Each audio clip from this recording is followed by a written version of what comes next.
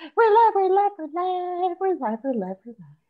Oh, we are live, Carol. Good job. Got us up and running 9 p.m. every Tuesday. I'm Wild Joe. Welcome to Dive Bar Comedy. We took last week off because we had a real life show. I tried to record before the show, but I think I got about 6 minutes and that was it. So we'll see how our next live show goes because it's hard. I'm working the door. There's 2 doors. There's a front door and a back door. I was working both doors, running from one to the next, just checking in comics and trying to keep people organized and see who paid and who didn't pay. Meanwhile, I was trying to interview people and I'm holding the phone. It was pretty much impossible. So anyway, we're back on Zoom. Yay! Yeah. I like Zoom. People are getting like anti-Zoom now because they're all anti-Zoomers. But I like Zoom. You can see everybody clearly. You don't have to leave your house. It's very convenient. I don't know. Anyway. Parking is good. You only have to get half dressed. Oh yeah, no pants. Yeah, you have dress. I'm wearing pajamas on the bottom half. We don't know. Yeah, we're not telling. I love it. Anyway, all right, Carol is going to play our theme song by the late and great GT. I should also mention that we're putting a banner up at the Liquid Zoo. We're replacing the old GT's Comedy Jam banner with our new Dive Bar Comedy banner and Carol's pictures on it and Mista See and me. So I'm very excited about that. I've never been on a banner before. It's pretty cool that they let us put it up. I just have to find somebody to actually help me with the ladder. And I don't know how I don't know how GT got that banner up there, but we got to do it. So, Yep. Are you ready for the song? I'm ready for the song, Carol. All right, let's do that. Let's do that. Share. Here we go. Yep.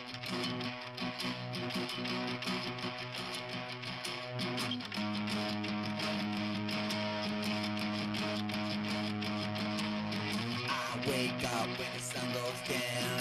I wake up when the sun goes down. Carol. I want to do some comedy. Is it coming through? I want to do some. It is. Yeah. Okay. At a dive bar, at a dive bar, at a dive bar, at a dive bar. I can't say what I want to say. I can't say what I want to say. Uncensored.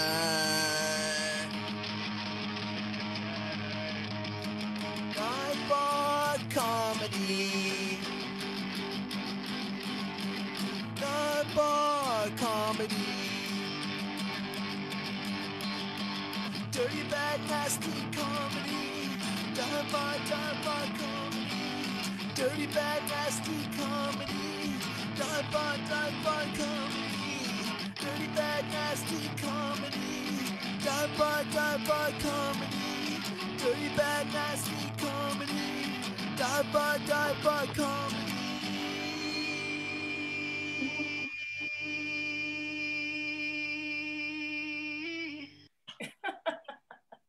Right. There you go. Yeah. GT. All right, let's go around and meet our comics and see what they're up to. So we've got some new faces today. A lot of ladies too. A lot of new ladies. So let's see. Teri S. Let's start with you. Hi. Welcome to the show. Thank you for having me.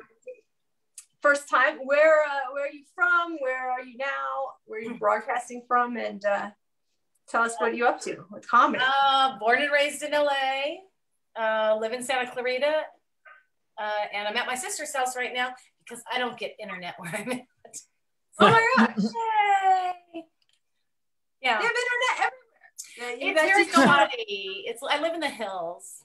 Wow. Hills, so, yeah. Wow. So, for a show, I drive to my sister's house. So how long have you been doing comedy? Like 4 years. And I started when I was a vet tech for 35 and I broke my back. Ouch. And yeah. I was attacked. Yeah, attacked by a Rottweiler. Oh shit.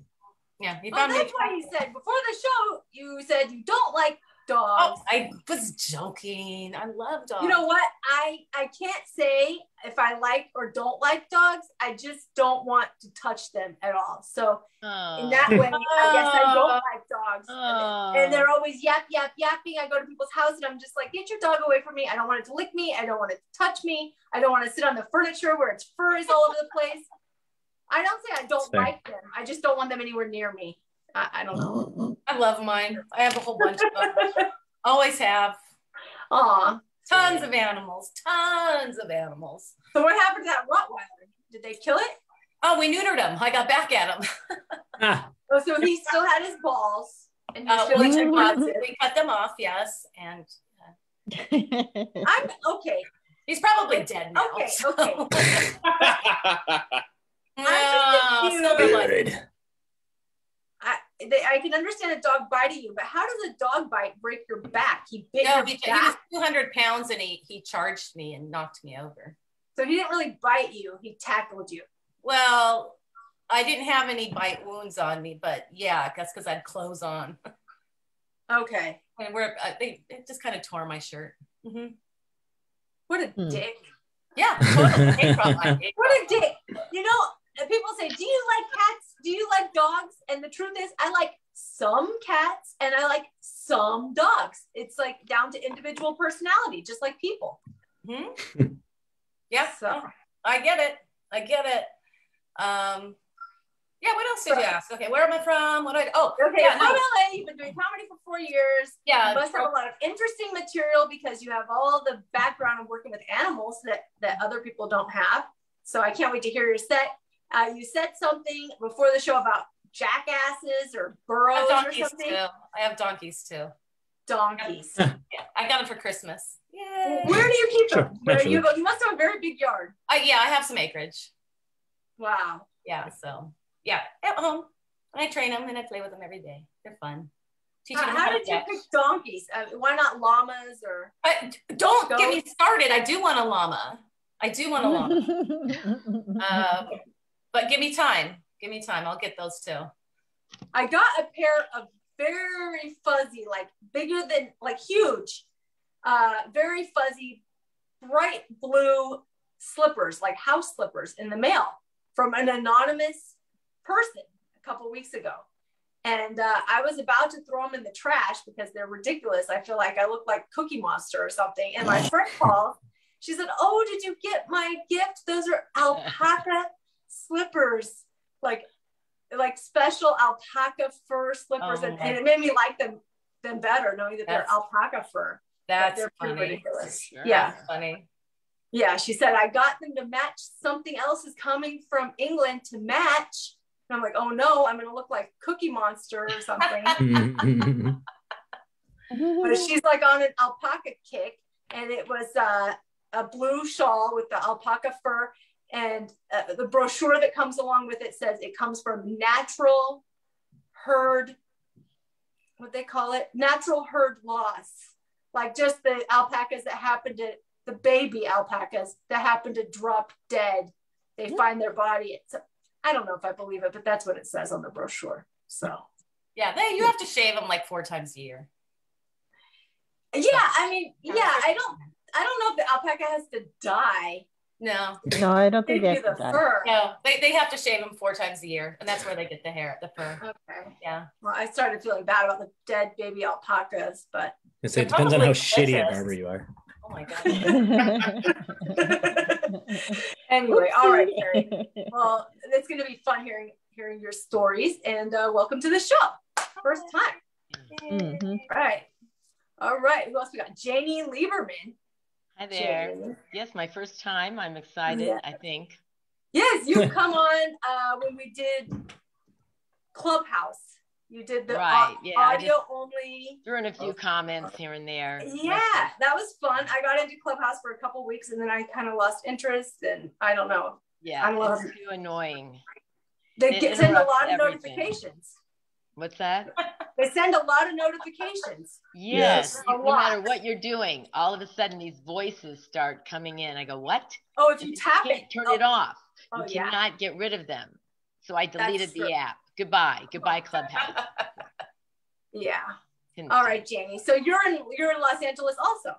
Yes, I'm in Marina Del Rey. Nice. Oh, It's still Marina hot. Del Rey. We're by the beach. I don't care. It's hot. Still Yes. so Marina how did Del you Rey. get started doing stand-up? I was by accident. I had never planned on it. I never even wanted to. You probably won't want me to be doing it. But yeah, I took a class from Jonathan Solomon. It was at a like Santa Monica continuing college thing. And I liked it. And we did a show at the Comedy Store. And that started me off. And then I started taking this class, that class, so many classes. And I was, spending more money on classes than I was earning doing comedy, of course. And then I just started getting booked places and took off on its own. That's cool. I took a class also. That's how I started too. I took a 6-week class. And then at the end of the 6 weeks, we did a show at the Improv. And my teacher had another class also doing their show like a couple days before ours. So I went in to check it out just to get an idea of how it goes down. And this lady in his other class was telling my true story. It wasn't even a joke. It was like my true story that I had told my teacher on like the first day of class when we were introducing ourselves. And he was like, you gotta put that in your set. You gotta talk about it. You gotta talk about it. And I was like, no, I'm not gonna put that in my set. But this other lady did. He stole my story. Stole your material. My teacher, right? Stole my material. You can't trust other comics. I never took another class again. And but I did actually learn kind of a lot from that class. And then I've just been doing it, on real stages since then. But that teacher is terrible. I mean, he was kind of a good teacher, but he was terrible. They would steal a brand new student's material. Actually, it was flattering because what did they say? It's flattering if somebody takes your material. Yeah, and my first show was probably my best show that I ever had. It was like such a high because that whole Improv was packed, and I just killed. Like, I wouldn't say that about myself probably ever since then again, but it was like the best show ever, and it was so addictive, and that's why I've been doing it ever since. That was like 9 years ago. Chasing the dragon. Chasing the dragon, exactly. And my teacher, though, you should have seen the look on his face after I got off the stage, because he was like afraid to do stand-up himself. He was a teacher that wouldn't actually do stand-up. So anyway, kind of a conflicted guy, but I found it on a Groupon. It was a Groupon. That's how I ended up getting into stand-up. So anyway. That sounds good. Here you are. Yeah, I learned my lessons. I'm like, no more teachers for me. Anyway, no more Groupons. Yeah, no more Groupons. Oh God, that was very trendy for a while. I had a guy trying to take me on a first date on a Groupon. Pretty tacky. It was the last date. Yeah, first and last. It was our first and last date. Yeah. But anyway, all right. Well, Janie, are you going out, or can people find you in real life? I'm always busy. Always busy. There's never any time. I don't even work other than this, but this isn't really work, and I just am always busy. I don't know what it is. I wake up like at 6 a.m. and I'm doing stuff till midnight or 10 o'clock at night. I couldn't tell you. Like every day, there's just a list, errands. I feel like my life is an errand. That's it. One big errand. It's like a do machine, but I don't know what I do. Mm-hmm. All right.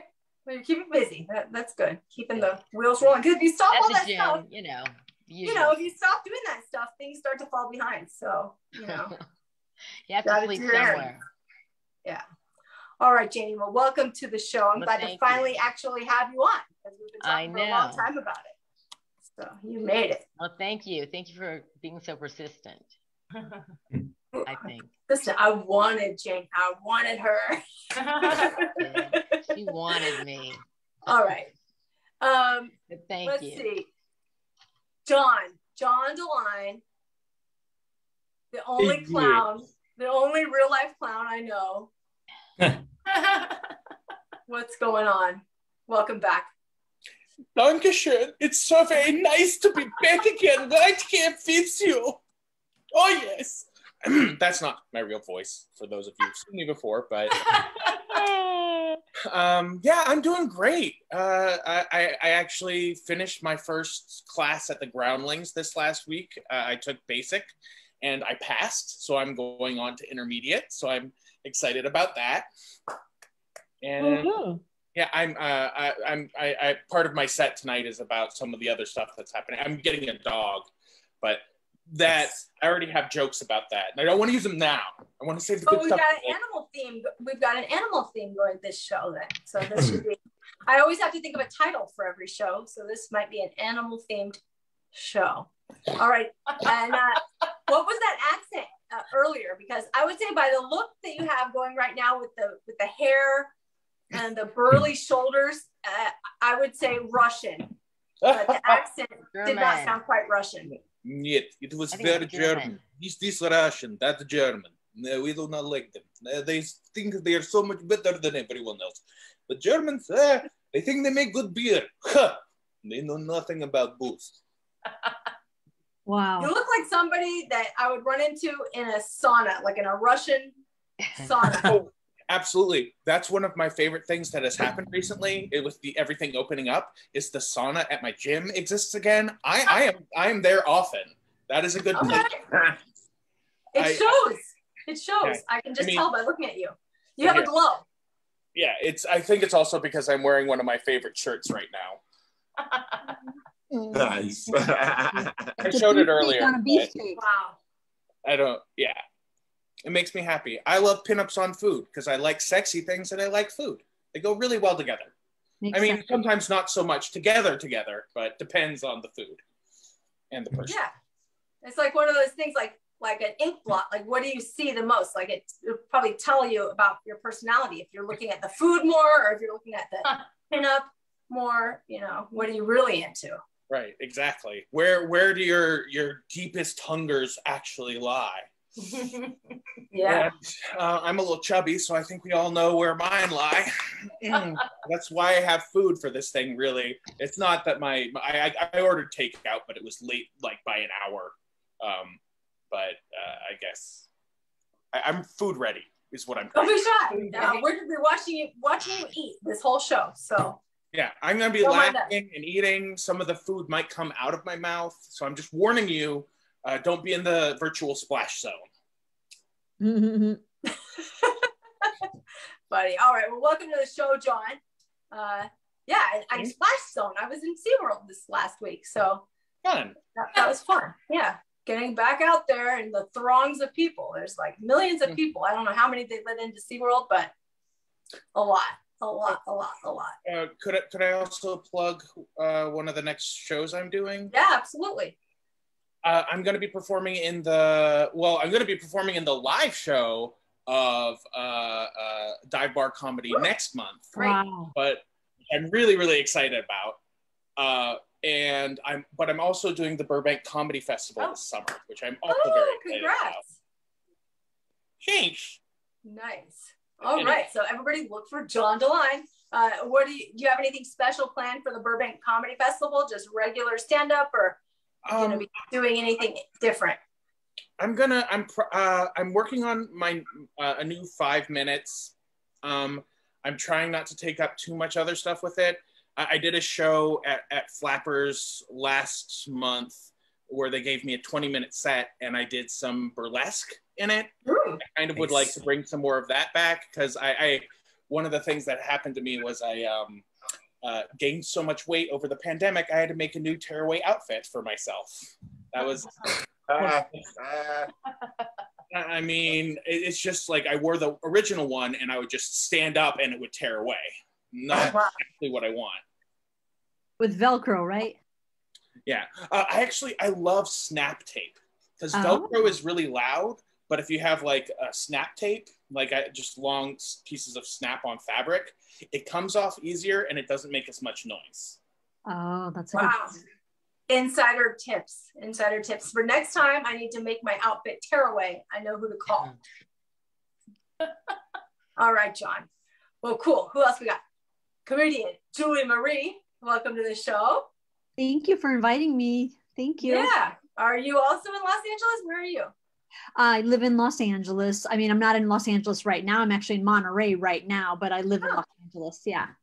Oh, that's the joy of virtual shows. You can do them from anywhere. So. Yeah. Thank you. Cool. And how long have you been doing stand-up? Like strictly stand-up only since COVID, but in my 20s I pursued acting, and in my acting classes I did a lot of like sketch comedy. We did a female version of The Odd Couple, but then I wasn't really making it as an actress, and then a bunch of Me Too stuff happened, so then I went back to school and got my doctorate in psychology. So now I'm kind of full circle back to pursuing stand-up as a kind of newer fear to, yeah. So. Okay, so are you working in psychology, like on Zoom probably also, right, during the pandemic? And then you started stand-up on Zoom? Yeah, I study with Jimmy Shin and Gary Robinson. Oh, really? Yeah. Oh, I didn't know Gary Robinson taught classes. Gary. He's been on our show many times. Yeah, I've met you for the first time. You were on Gary's Just the Tip show, and that's the first place I saw you. Oh, I had no idea he taught. Wow. Okay. Gary actually co-teaches with Jimmy on the weekends. Yeah, they co-teach together. Oh, cool. Yeah, Gary's very funny. He has a lot of like short one-liner type of jokes. Yeah. But that's great. Yeah. Cool. So are you getting out there and doing real life shows now for the first time, or how's that going? Yeah, I have the Comedy Chateau the 29th. I have the Broadway Comedy Club the 31st. I have the La Jolla Comedy Store the 4th. So yeah, I'm getting out a little. You're hitting the ground running. So how did it feel going from just never performing on a real stage or just doing virtual comedy and then hitting that stage for the first time in front of real life people? It's a different experience. I feel like it's a different art form. I really love and enjoy Zoom. It's a different connection with the listeners and the audience, and it's different act out. And on stage, it's, you know, that's my whole body and a mic stand and people. So it's really, I can't compare them. I feel they're so different that they're just two different art forms. And I love them both differently. But I almost feel like on Zoom, I can tell more of like my secrets, but on the stage, I'm like, I feel like I'm sharing my secrets with the world. I feel so naked, you know? Mm-hmm. Well, one thing that surprised me about being on stage is you can't really see, usually, depending on the stage lighting, you can't really see much of the audience past like the first or second row. Yep. So it's just like you're performing into this black abyss where you can hear people, but you can't see them. So. Yeah. But did anything surprise you as far as, you know, when you first started doing stand up on a stage, was there anything that struck you as different or surprising? I think it's not really surprising. It just feels more like I'm an actress. And here I feel like I'm telling my friends my intimate secrets. So it's different. It felt kind of like a new outlet, but I wouldn't say it's surprising. Every venue is different because between the lighting and the microphone and it's I'm glad I'm doing a ton of open mics also just to kind of like get used to like all sorts of different, you know, stimuli, and like the show must go on no matter what's happening, you know?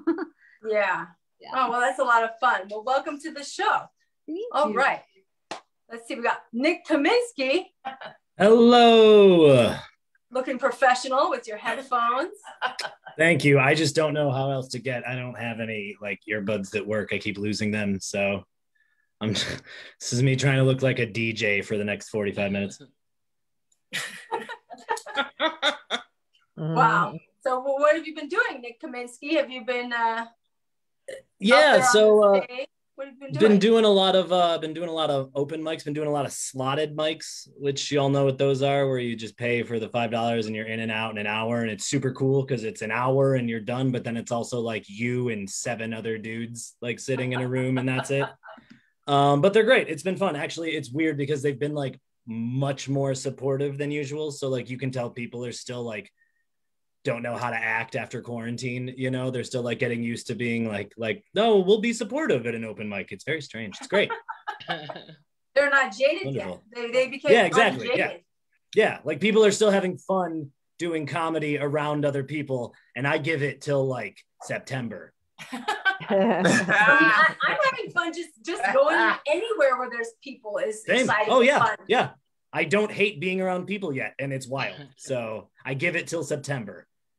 That's an interesting point. Yeah.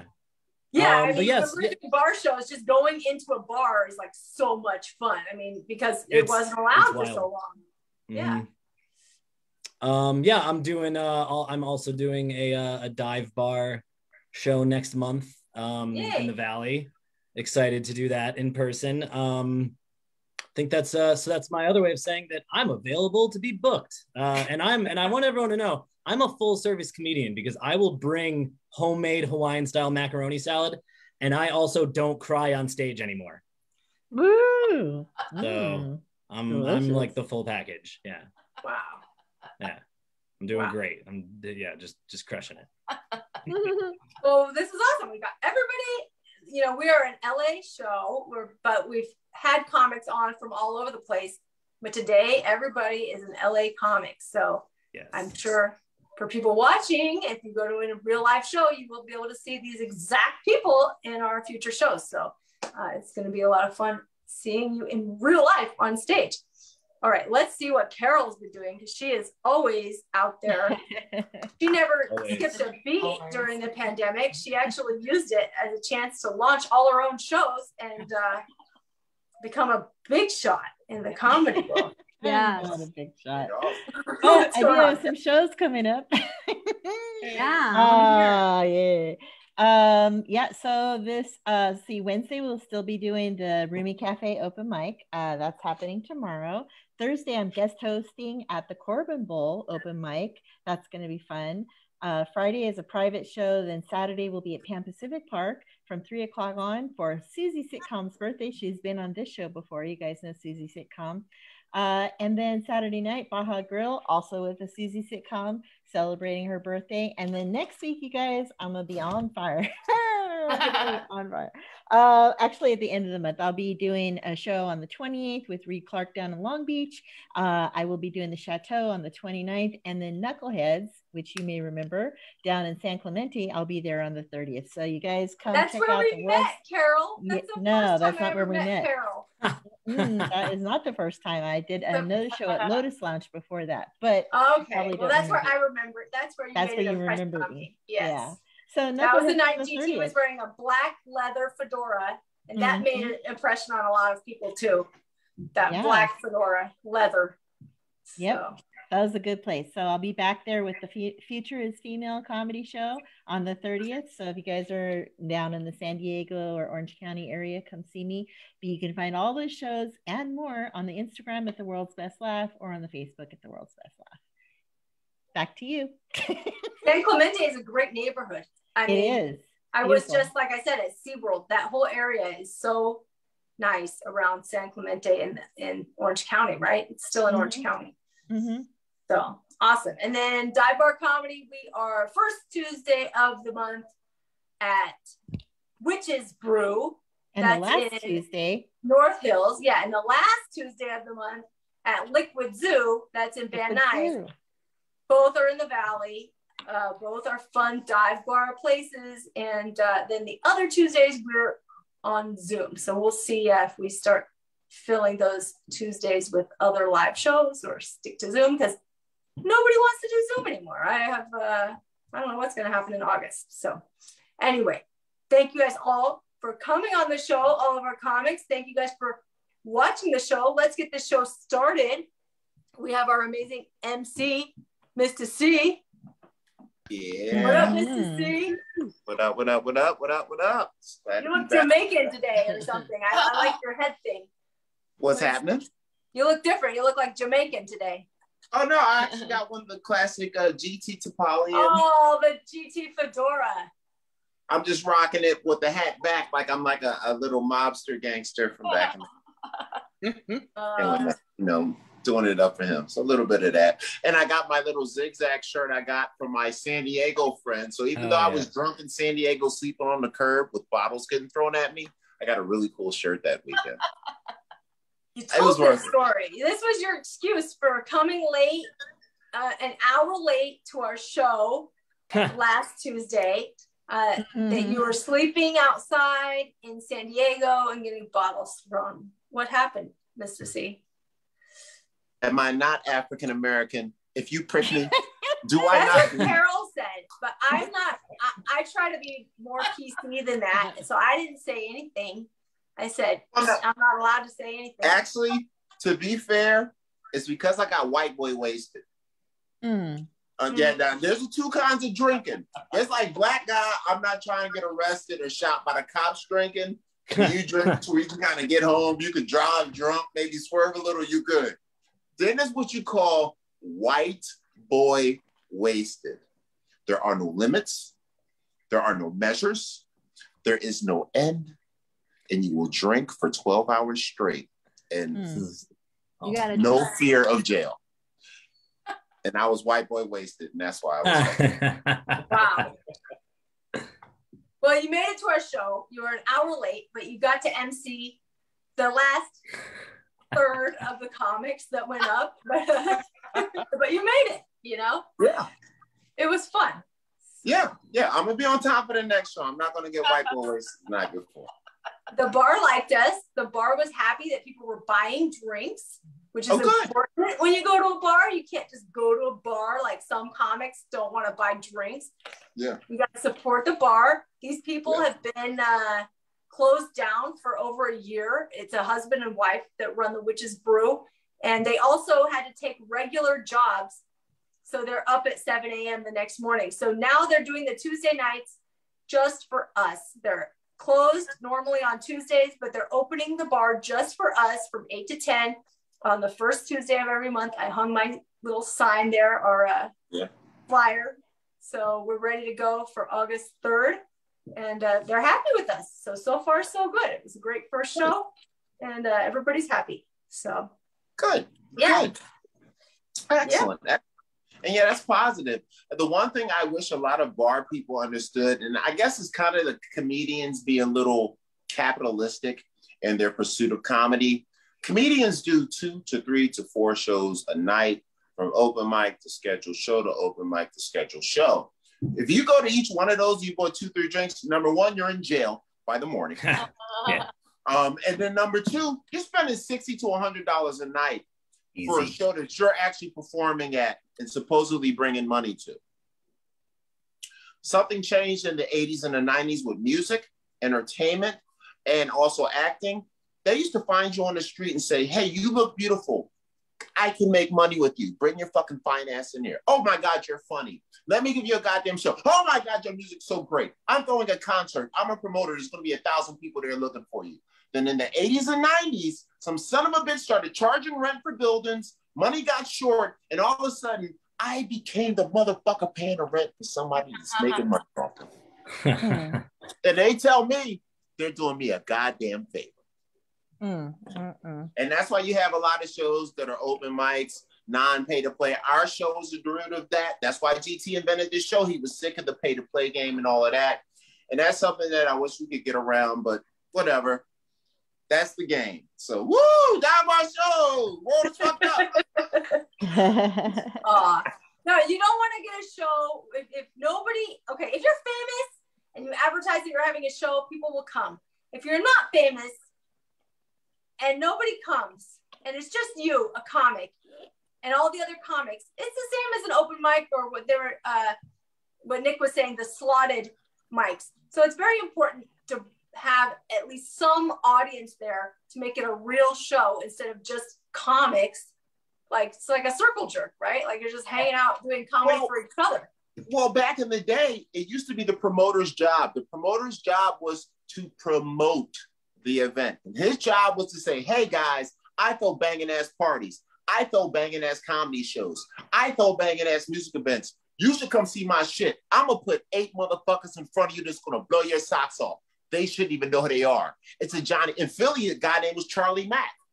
If it was a Charlie Mack event, we didn't give a fuck who was performing because we knew it was going to be lit and everything changed. And the promoters stopped promoting, and now they make it my job to promote. And it's the dangers of capitalism and what's wrong. And that's why I'm running for president of the United States, because both parties can fuck us all over. And this is the reason why we all should vote independent, fuck both parties, never give them another vote again. And get a promoter. We need to get a promoter, is what it sounds like, too. Even though they went extended the night. We need 4 spokesmodels with really big tits that like the show. That's what we really need. But yeah, I think we got 4. Wait, who we got? We got Wild Joe, we got Carol Newell, Julie Marie. Hey guys, all we need is some pictures and some flyers and be like, hey boys, come to the show. Especially Carol. You know Carol's gonna bring at least 100 and 150 jail guys. So it's gonna be so good. I'm gonna be like, my brothers, be home. It's like Africa in this bitch. Where did I come to see? We're here to see Carol. Of course you are. Of course you are. I thought you said Carl. Nope, Carol. All right, that sounds about right. That sounds about right. All right, Mista See, let's get this show started. Excellent, excellent. And so all of our ladies are new tonight? We have, yes, 3 new ladies. Excellent, excellent. So I got 3 ladies and 2 gentlemen. So we'll go lady, boy, lady at the close. Lady boy. Yeah, well, I mean, we got John here, so. Okay. Hi. My man. He had to make the new corset. He got extra thick. He got like Lizzo thick during COVID. He was like, oh my God, I need to get somebody to restitch my shit. That's what I'm talking about. I mean, when you got to throw that thing, you got to throw that thing. It don't matter what size it is, you know. That's the game. All right, so I guess we're ready for showtime. You guys ready for this Dive Bar Comedy Show? Can I get a yeah? Ooh, yeah. Right. So yeah, I'm Mista See the Enforcer, aka Poppy called the Bad Boy. This is Dive Bar Comedy, sparked by my man GT, kept on rolling by my girl Joanna Petrie, and sponsored on the tech side by Carol, who works it out for every man out there working hard in life. So get ready for this show. So we got our first comedian come to the stage. So I'm gonna put one of my ladies up on the stage. I'm gonna put her up on the stage because she has a random interest. She knows I got in Greg Robinson, who's a very talented guy, writer, director, creator, slightly creepy, may have a cage on his baby, still in handcuffs, ladies. But past that, great guy. So this lady knows him, so she gets the first run up on this stuff. So we're gonna bring it to the stage. Let me make sure I get her name right. Oh, so I like her name because my daddy used to like a singer back in the day that used to sing with Rick James. Her name was Tina Marie. He like, oh, CJ, I love that Tina Marie. Ooh, that fire and desire. I'm like, Daddy, hey, Tina Marie kind of light-skinned. I was like, hey, wait, is that a white lady, Daddy? I said, you married to my mama. This kind of cheap. But we'll get into my issues later. Okay. So this lady right here, I love her name because it's the last name Marie. It's got the JM and it's super cool. And I love it right now. Can you guys get ready for this comedian? You ready for this comedian? Can I get one more? Yeah? Yeah. Clap for the JM, Miss Julie Marie. Thank you so much for that amazing introduction. That is so funny. My brother's first name is Rick and his middle name is James. So my brother is Rick James. Seriously. You're psychic. Anyways, yes, I'm Julie Marie. So I just got my breast implants removed. Yeah. Ooh. It's called an explant. And my friends are saying, wow, you have brown eyes? Yeah, something heavy was weighing on my chest. My D-cup tits, that is. During COVID, I decluttered using the Marie Kondo method of tidying up. I think I took it a tit too far. So if you're not familiar, her method is, does this item bring you joy? And if no, you donate. So I wanted to give them to somebody they'd bring joy. So I gave them to my ex-boyfriend. You don't call them fun bags for nothing. They leaked, just like my ex-boyfriend. Now, instead of motorboating, they go bobsledding. Yes, I can lay on my stomach for the first time in years. It's like a whole new world, because before I could never roll like all the way over because it was kind of like a kickstand. There are definite conveniences of having big breast, like there's always a dick in the room, aka another kickstand. With boobs, men would open doors for me. Without boobs, people ask me for directions. Where's the nearest gas station? It's like, am I invisible? So to pay for college, I worked the day shift as a stripper at Cheetah's. Yes, I'm one of those legitimate student strippers. My student body helped put me through school.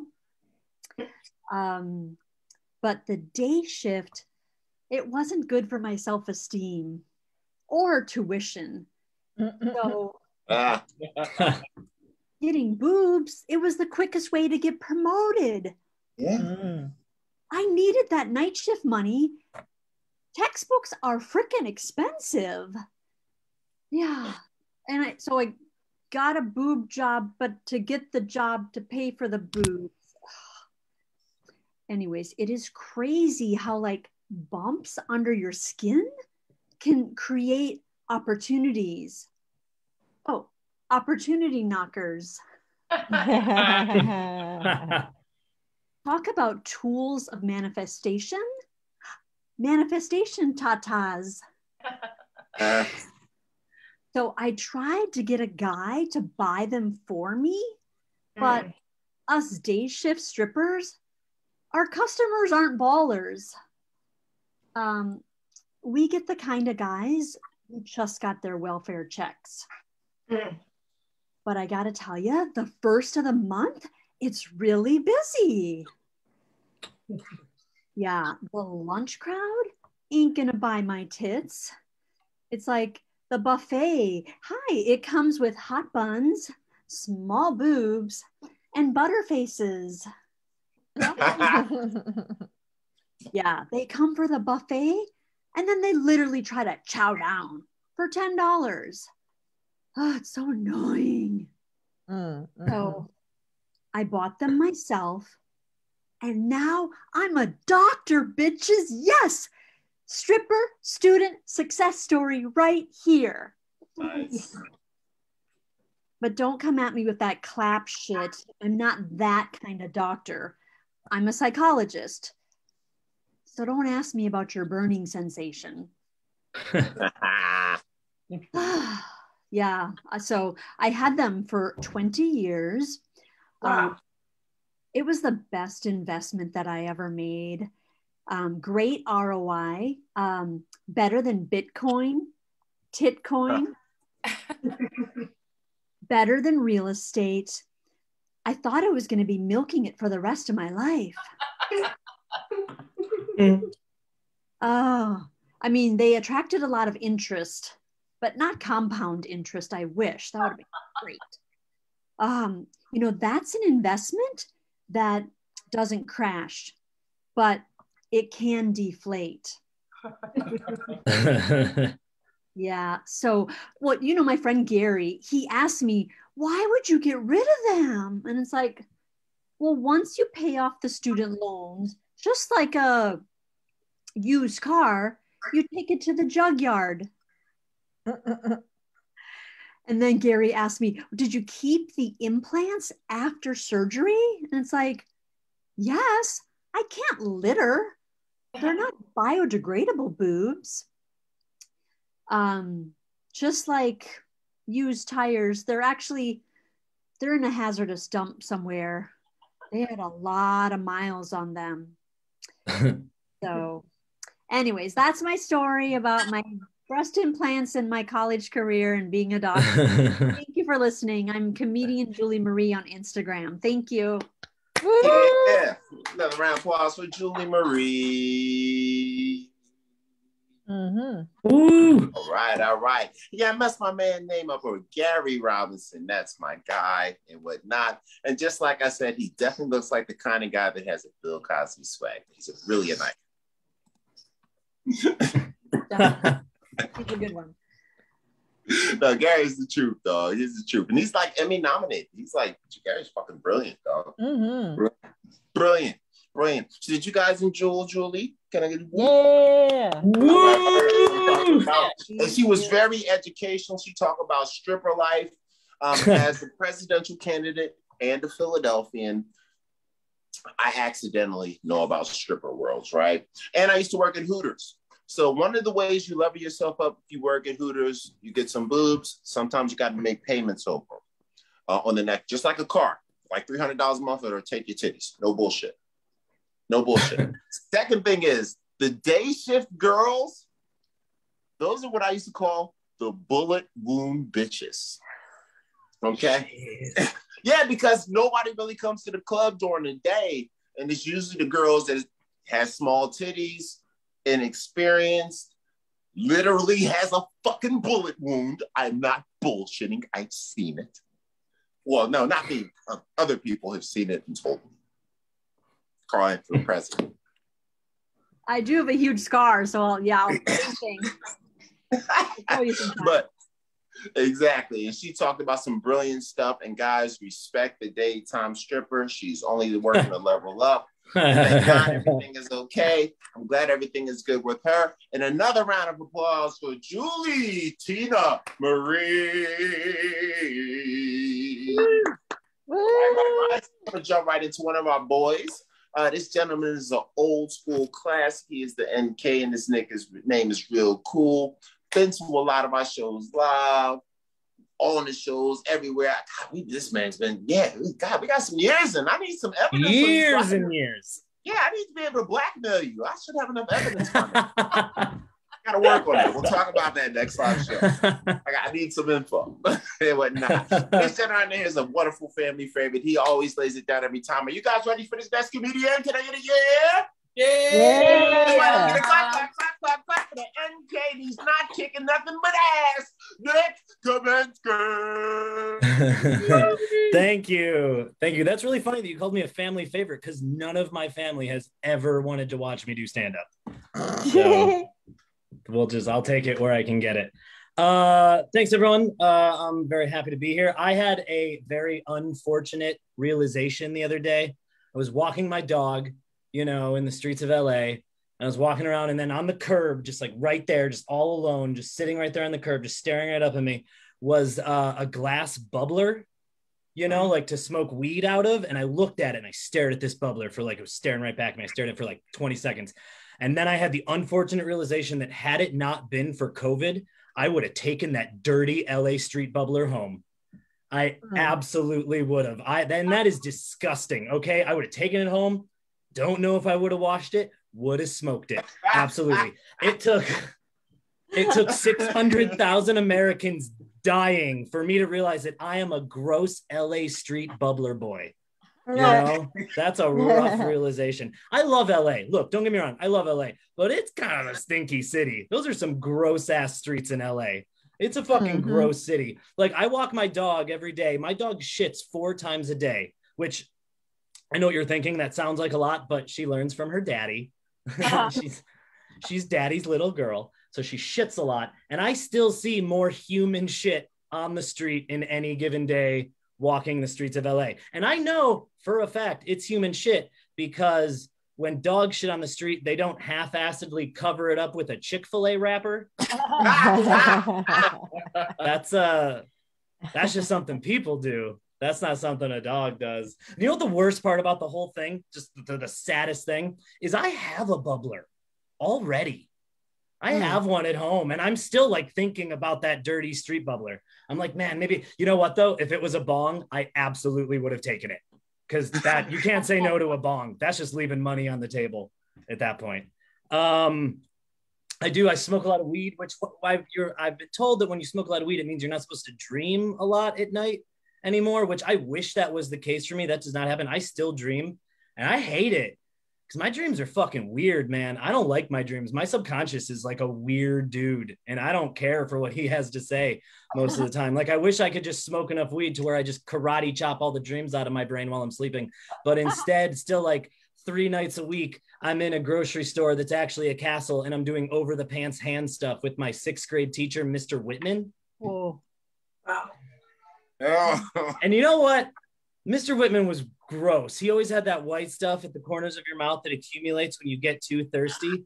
And I am 87% sure that that man fucked turtles. 87%. He was the 87%. That is, I'm actually 100%. I thought 87 sounded slightly like sillier, but no, 100%. He was the turtle guy at our elementary school. So that's great. I know quarantine and pandemic was hard for a lot of people because you couldn't see your family, blah blah blah blah blah, so hard. Oh my god. I mean, honestly, I was fine with that part because I had like solved that right away. I just joined the Peloton family. Way easier, and way different than my regular family, because I was never this wildly attracted to any member of my other family. My new family's hot as fuck. Seriously, like every single one of them is very attractive. However, they are still kind of like my old family, because they still ask me for money every month. That's not true. My parents don't ask me for money. That was just, I lied right now. That's not true. I borrowed $6,000 from my parents last year. I couldn't go on with that charade. That was rude of me. I didn't like it. But no, you know what though? Speaking of family, I would like to normalize this movement that I've thought of not liking your grandparents, Like, I think that should be like a normal thing. I mean, like, just because they squirted out your mom or your dad doesn't mean you automatically have to like them a lot, right? Sometimes they're just kind of assholes, Sometimes it's just, I don't want to like my one grandfather. He died during the pandemic. But don't worry, not of COVID, so it's not sad. Oh. Don't worry, seriously, it's fine. He was 94 years old. He was an old man. Cool. Died the normal way, suicide by cop. It was. Oh my god. Just the normal way that all 94-year-old Jewish men go, just quietly. But seriously, we don't need to fuck it. He was 94 years old, and also Lee Kaminsky was kind of an asshole. And you know why? Because when I was 8 years old, he hugged. I hadn't seen him in a couple of years, and he hugged me. And he squeezed all the fat on my back. And he goes, "Oh, last time I saw you, you were just kind of pudgy, but now you're getting real big, huh?" Oh my god. I was like, okay, cool, great. Thanks, Lee. I'm going to go stand in that corner with my head down, and I'm going to internalize this interaction for the next 26 years. He's dead. He can't hurt us anymore. Don't worry about it.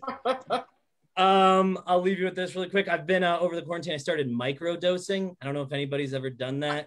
It's when you take just a little bit of mushrooms, like not a lot of mushrooms, just a little bit of mushrooms. It's really fun. It's like smoking weed with a little bit extra oomph. It's like hitting a vape pen that like took a tab of ecstasy. It's great. I didn't know that it would be so good for my mental health for the whole world to just be like a little bit squiggly. But it's great. I microdosed the other day. I smoked an entire pack of cigarettes, thought about wind. What? I think I might have been macrodosing. I think I was just taking the normal amount of mushrooms and I was just getting really high. All right, guys, thank you very much. I'm Nick Kaminsky. Give it up for your hosts. Mista See. Round of applause for I was getting high. Yeah, you were. I always want to get so high whenever I do this show. Nick Kaminsky. Nice. And that's what I'm talking about, microdosing. I had this Mexican friend. He microdoses like an 8-ball of yayo for like a week. His numbers at work are amazing, and they can't understand why. They're like, "God, your numbers at work this week, Carlos, are amazing. I see why we call you Charlie Ferrari. You're like a race car." He's like, "I don't know what it is anymore. I just get busy, man." I'm like, "Okay, Carlos, so you do what you got to do." And that's what I'm talking about. And that's why the Dive Bar Show is educational, because it's all kind of ways of living your life, being smart, being fast, being cool. Pacing yourself is the lesson that Nick wanted us to learn. So everybody together, I think we need to say, pacing yourself. So on 1, 2, 3, I want everybody to say pacing yourself. 1, 2, 3. Pacing yourself. That's right. It's very important at the Dive Bar Comedy Show.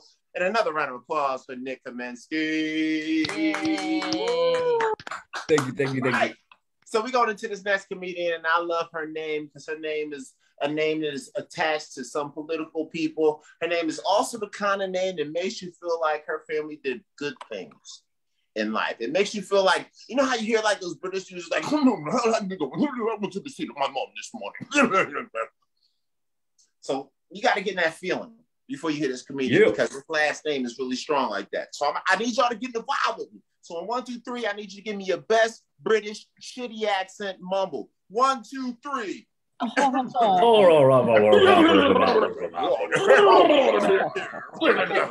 right. That thing just made me Jewish, but that's what makes it even better. So you guys ready for this comedian? Can I get a yeah?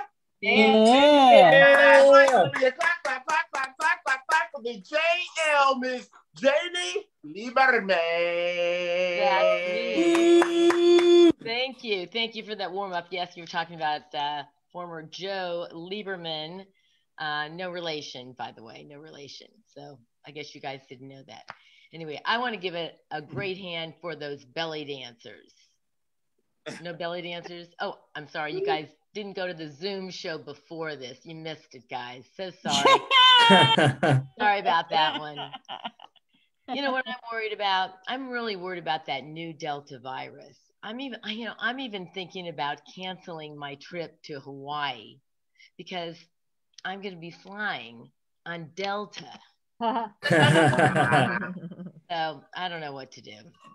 I'm just glad that we're not wearing masks because if it wasn't bad enough that we couldn't breathe, we had to smell our own bad breath. You know what's the worst part?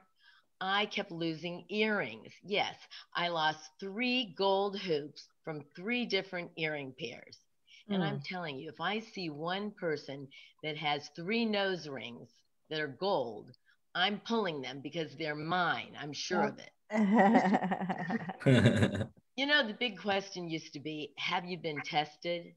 Well, I tested positive. And I was glad because I don't like being negative. Yeah. Well, I have some good news because I actually saved a lot of money in the past year during COVID because I wasn't driving much. So I got great gas mileage. I think it was like 12 months to a gallon. Yeah. Like that. It was really good. So I do a lot of shopping at home and I'm on the phone, you know, you're ordering things and they're always asking for your name, Lieberman, and how you spell it. So I like to mess with them a little bit. So I'll go L-I-E, B as in boobs, E-R-M as in masturbate, A as in asshole, N. And the thing is, they always get it right. So know which words to put with your name, and it works. Now, if you guys use Venmo, anybody use Venmo? Right? Yeah. I do. You know what it is. All right. Well, there's a private and a public. And I really wish people would put the press the public, I mean, not the public, the private, because I really don't want to know that you're buying 2 boxes of condoms at the Dollar Tree and 7-Eleven. So please put it in private, okay? Yeah. All right. Now, have you guys ever used a remote and then thought it was your phone, you know? I have to tell you, it does not work, so don't do it. Now, I want to know, is anyone here, are you guys clutterers or are you neat freaks? Because I saw some of your rooms. Now, you can't fool me. I saw some of your rooms on Zoom, and I know you're cluttered. But listen, I can't judge because true story here. I was chosen, of all the millions of people in LA, to go on this show, How Clean Is Your House? It was a great thing because they came in my house for free, cleaned it, and well, there was one problem that I was teaching high school English at the time. So it was on TV. My students, they told me That's my student. My student said, Miss Lieberman, is that your living room with the bicycle and all the clothes on the bicycle and all the papers all over the place and that banana peel on the floor?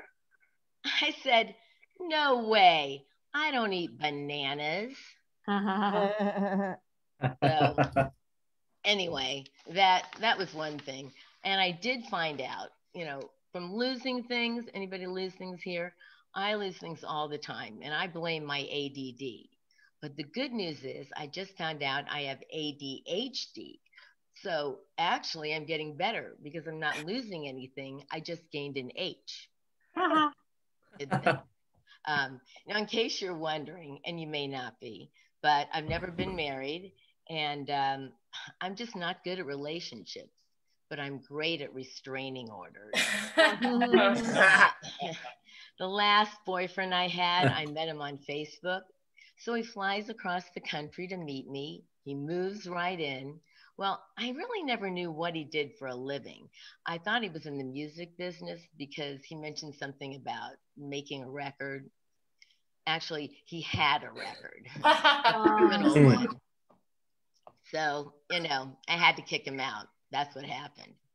And now I've been going out on a lot of blind dates, and I have to admit the guys are never disappointed when they meet me because they always tell me they want to see me again, preferably with somebody else. And well, I met this guy on online, I think it was, yeah. And he's really old, but he's really rich. I think he's 90. And you may think I have daddy issues. Yeah, I do. Sugar daddy ones. So we do have something in common, and that's money. He has it, and I want it. But he thinks he's too old for me. So he said, why don't you go out with somebody younger? So I've been dating his grandson. And I figure if it doesn't work out for us as a couple, I can always adopt him. And I've been doing a lot of stuff to kind of make myself look younger. You get the Botox. A lot of you guys, you're too young to do this probably, but Botox and some facial stuff. And I know that works because the other day I ran into an ex-boyfriend and he didn't even recognize me. Well, he thought I was another woman. And then when he offered to pay for my dinner, I thought he was another man. Well, finally, the last guy, he breaks up with me. He breaks up with me in a text. And I actually cried because his grammar was so bad. Wow. Well, since I taught high school English, I actually knew what to do. So I corrected it. I sent it back and I wrote, you can do better.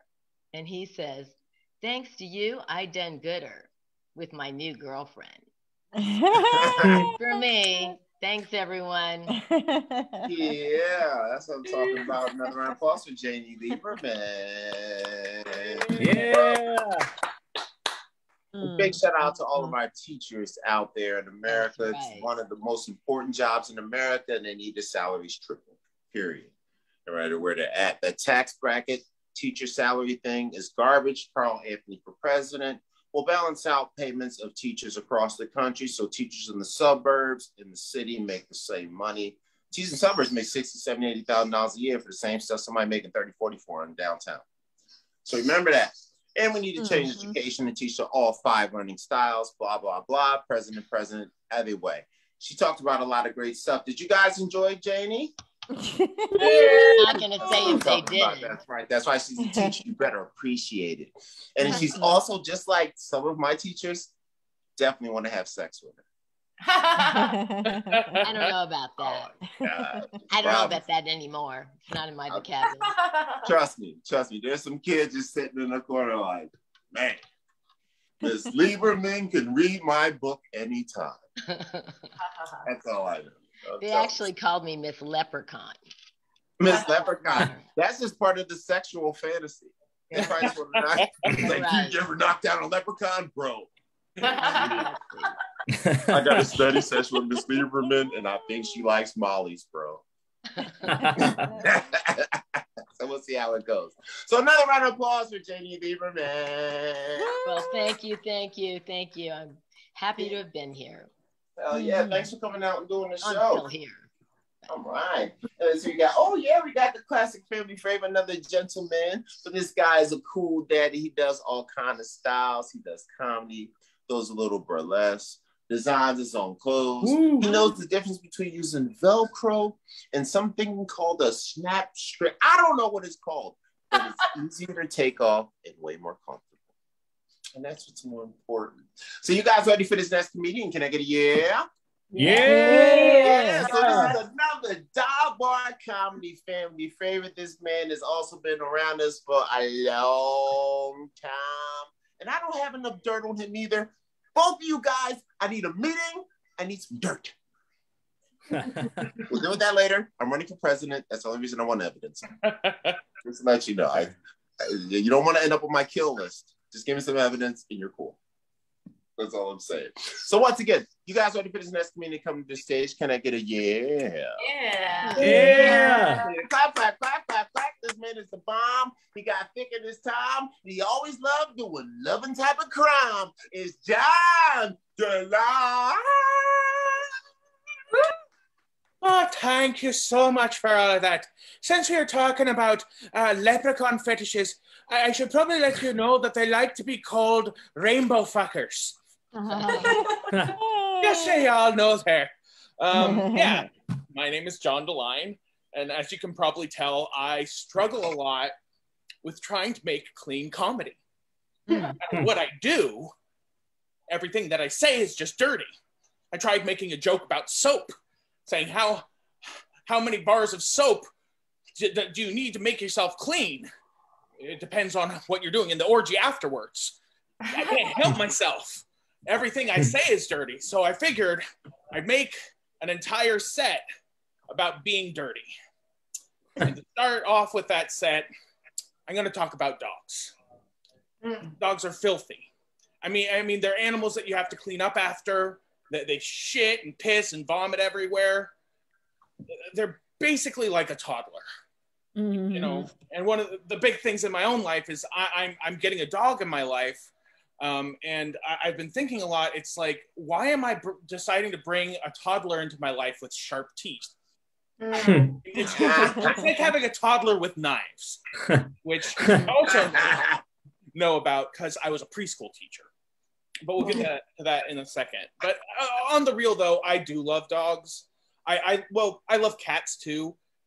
I love anything small and furry because I'm big and furry, and I feel like we can relate on a very personal level. I mean, I do have quite a bit. I'm a blonde, but you can see some of my chest hair and shoulder hair and eventually back hair. I'm basically not going to have to wear a shirt when I'm older because I'm just going to have hair that covers my whole body as like a shirt. So I'll just, walk outside and be like, "What's up, John? Like your shirt. Thanks." Dye it different colors, make it Argyle. Really good. That's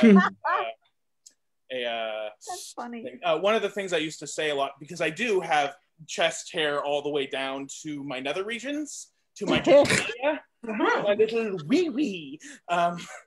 I always used to say, well, most people have happy trails, but I have a happy expressway. I thought I was clever. I still do. But back to being dirty. As we know with toddlers, that children are dirty.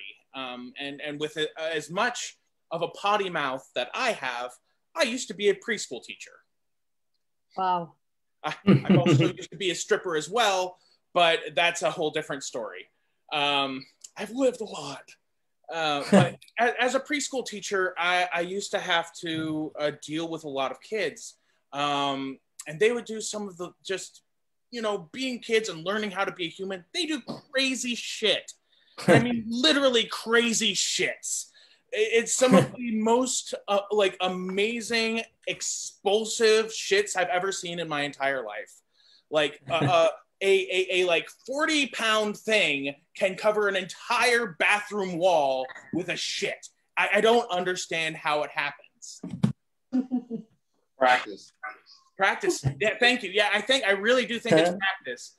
It's just, it always had gotten behind me. And I've also had to, like, another one of the girls, Ava, who I adored, but she was super smart. And the one thing as a teacher that I've learned is when you have super smart kids, they're going to be so much frickin' trouble. She was trouble. She would do, like, she was already starting to manipulate the other kids into doing things, and like trying to take out the teachers and sneak out at like nap time and stuff. But one of the craziest things that she got kids to do was she got kids to all take shits underneath one of the play structures. Whoa. Like, you know, until one of the kids came up and he's like, Teacher John. And let me just say, I do really like it when people call me Teacher John. It makes me feel special. But the Teacher John, Ava's getting people to poop under the playhouse and it smells really bad. And I was like, oh no. And I told the other teachers. And of course, being a male preschool teacher is hard enough because people look at you the weirdest way. They're like, really? You like children? I'm like, yes, I'm going to break that male stereotype. God damn it. But also as the male, or at least male presenting, I should say, preschool teacher, thank you. I was the one that they got to go pick up all the poop. And it was like, it filled a trash bag. Not a big trash bag. But one of those plastic trash bags, and it was like an 8-inch space because like, and I'm a big guy, and I had to go underneath that. Ew, exactly. See, this set is not clean. And with this, one of the things I've realized in my life is I am a man with a dad bod and a baby face. And my own baby daddy. All right. Thank you. Yeah. Right. Another round of applause for Jon the Bear Deline. Yeah. Woo. Right. You got enough back hair and chest hair to make a shirt. You're a real man to me. I'll tell you right there. That's like Vladimir Putin would make you like his first man. Like he'd be like, me and you, we're wrestling bears next week. I'm ready. I'm ready to wrestle bear. Wrestle bear. It's sexy. Women love. He's like, I don't like women. He's like, I love. Okay, you're a man. It works. So once again, Jon dropping mad bombs, dropping mad talent. Wonderful man. We got one more comedian that's about to lay it down. Another round of applause for Jon the Bear Deline. Right. Yeah. Gotta bust a Funk Master Flex horn off. So we got one more comedian coming to the stage, and this is another new family favorite. I like this comedian's name because it's missing letters and shit. There used to be a song by a singer, I think her name was Robin S. And it was one of those house music songs like,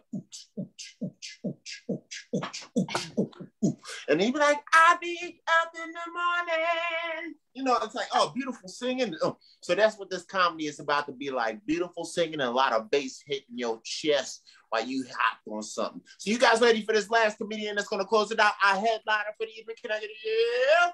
Yeah. Clap for the TS, and it ain't Tommy Soto, it's Teri S.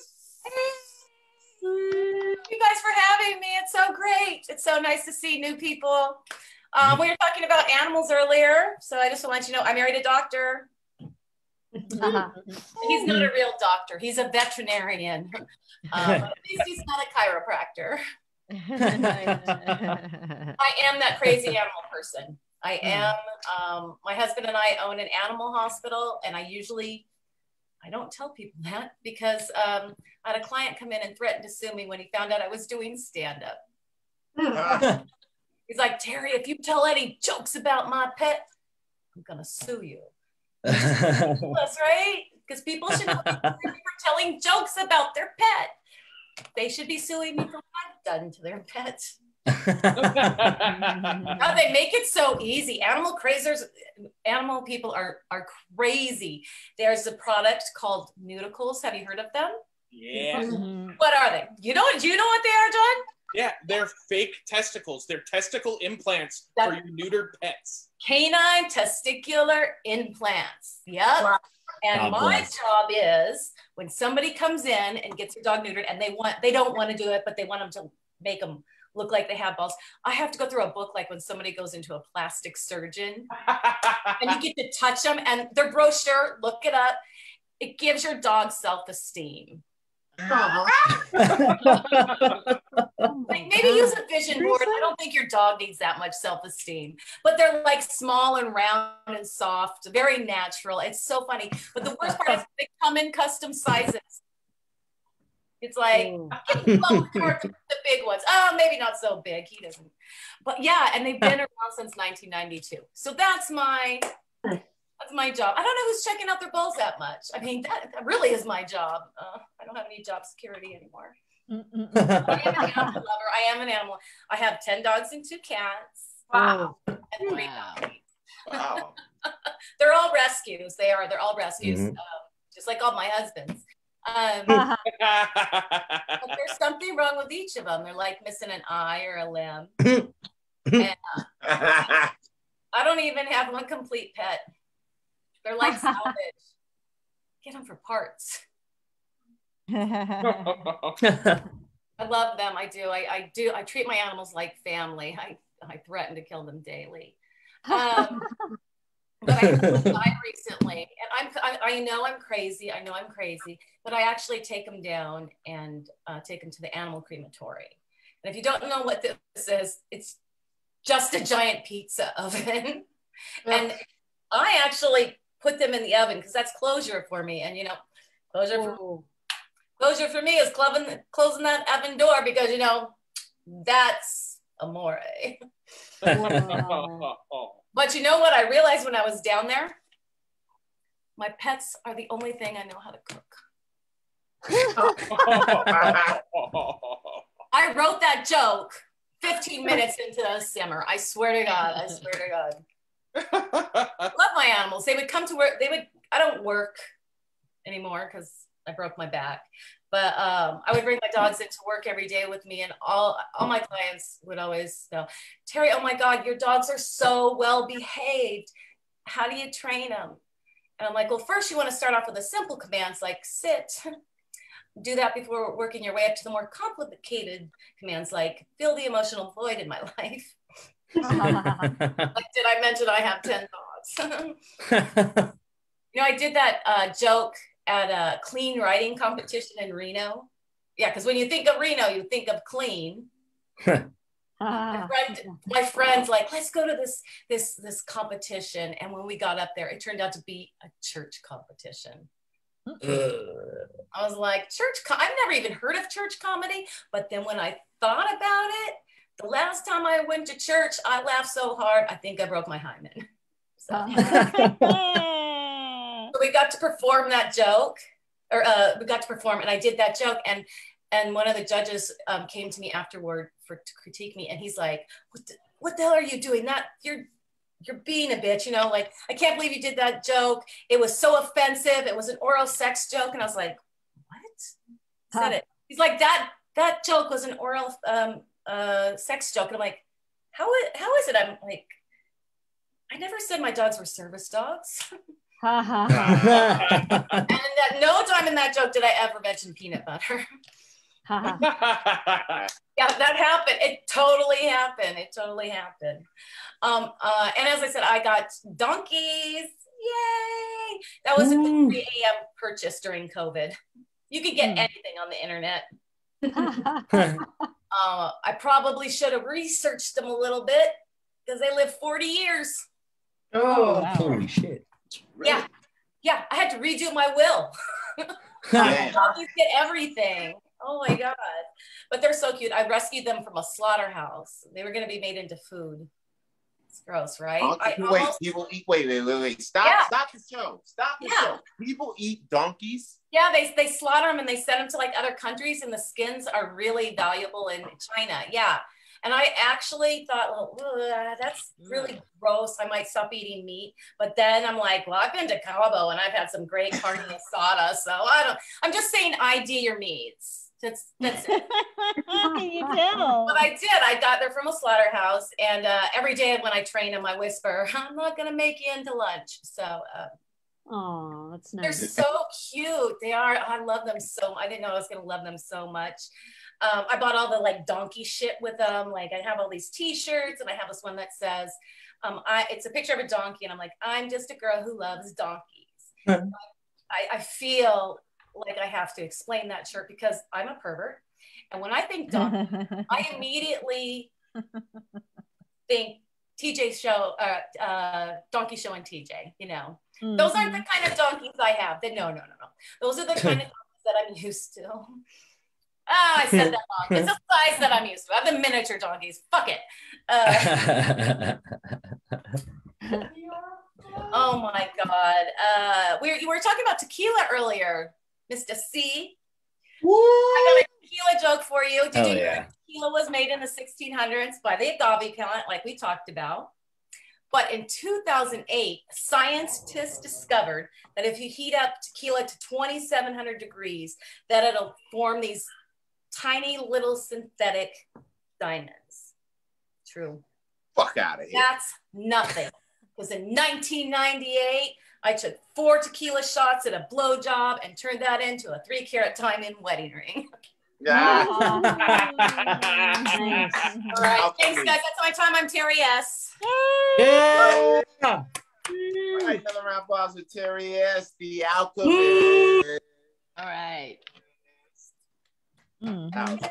Outstanding. That's your new DJ name. I'm Teri S, the alchemist. Yes. That's right. When your girl's like, how'd you get married? She's like, I'm an alchemist. Oh, no. I've been married 3 times. I went through the drive-through the last time. That means you're good at it. That means you're good at it. 23 years ago. Fuck, yeah. I'm impressed. I'm jealous. I'm jealous. I'm dead on no, you know what? That just shows you how old I am. It just shows you how old I am. No. Plus, I'm like 100. I'm going to live to like 700. Don't worry about it. Easy. Don't worry about it. And the fact that you've been married, you beat out the rest of us that haven't, because nobody's ever loved me enough to marry me, and nobody's ever loved me enough to let me get them pregnant. Well, nobody's been drunk enough either. Come on, you drink tequila. Well, you know, I my pull-out game is strong. Oh, I'm like Jesus. I saved. It's a Black Jesus thing. I saved. You know what I'm saying? That's all it is. You know what I'm saying? Black Jesus. So that was our final comedian. Another round of applause for Teri S. All righty, right. So that was all of our comedians tonight on the Dive Bar Comedy Show. I'm gonna sing a quick song. I'm drunk. I'm gonna sing an R&B song or something. We got a lot of new ladies at the show tonight, so we might have to bring out some old school Mista See tonight. And we got my man Jon in the house. Sorry about this, Nick, but you know it happens how it happens. Please don't apologize to me. Sing the song. We're gonna go over everybody's names. Then Wild Joe's gonna tell us where we go. So let's see what we got. All right, I love this guy. Well, I need to sip some water. I've been fucked up all night.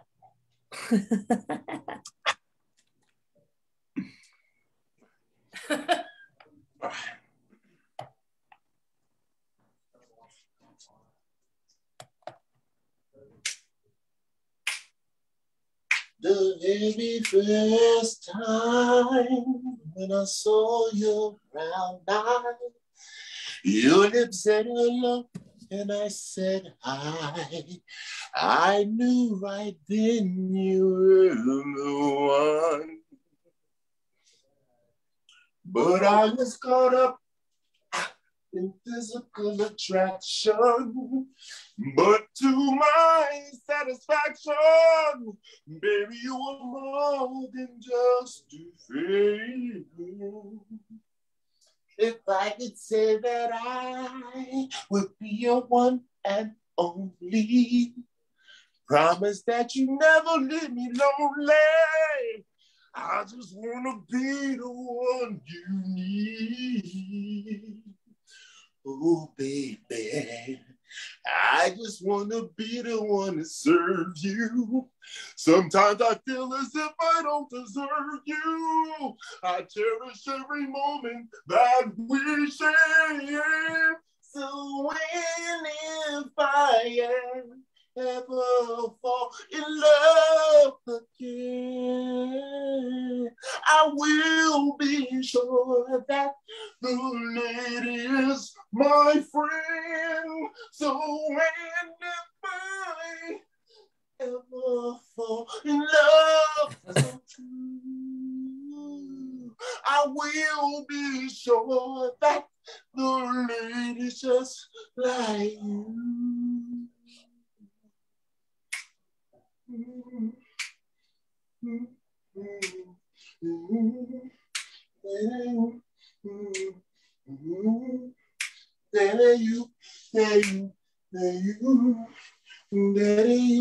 If I could say that I would be a one and only, I promise that you never leave me lonely. I give it every moment that we share.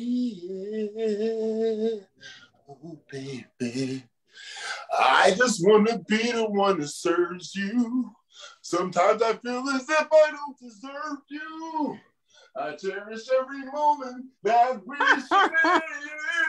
So when if I ever fall in love again, I will be sure that the lady is my friend. So when if I ever fall in love so true, I will be sure that the lady just like you. That was our comedy show. Yeah. All right, no round of applause to keep that thing going for all. Can we skip the stage like my man Nick Kaminsky? Yeah. That's right, and Julie Marie. Ooh. Tina Jr. That's right, my man Jon Deline. Then we got Janie, she ain't no painting teacher, Lieberman. And Teri S. Yeah, that's right. And we done at the Dive Bar Comedy Show as Mista See, and sometimes I act like a hoe. Miss Wild Joe, you gotta tell me where we about to go. Wow, that was a special performance, Mista See. People that are not watching this show are really missing out because, you know, we had so many great comedians. And if you stick around to the end, you get to see an awesome singing strip show. So, you know. And you sounded great. Your voice sounds great. Thank you. You're looking ripped. And for people, Carol, I don't know, she was covering her mouth. I don't know. She was just, yeah, like a little schoolgirl. I was watching everybody's face. For people who want to see the real life Mista See, you got to come out to one of our shows. So this was super fun. Thank you to all of our comics who are on today, of course. And thank you to all the people who are watching. We are every Tuesday doing something. We're either live on Zoom or we're live in the Valley. So check us out and subscribe to Dive Bar Comedy on your podcast station, wherever you listen to podcasts, on your iPhone or on your Android or whatever, or go to divebarcomedy.com. You can always catch the replay there. I'm going to have a hard time putting a title to this episode because the animal within us. We covered, maybe that's it. We covered a lot of ground. You know, there was a lot of talk about stripping. There was some actual stripping. You know, there was a lot of talk about dogs and animals. I don't know. Anyway, we'll figure it out. But yeah, check us out. Thank you guys. I'm Wild Joe. This is Dive Bar Comedy. Have a great night. Have a great week. Good night, everyone. Good night, Facebook. Good night, everyone. Thank you. Bye.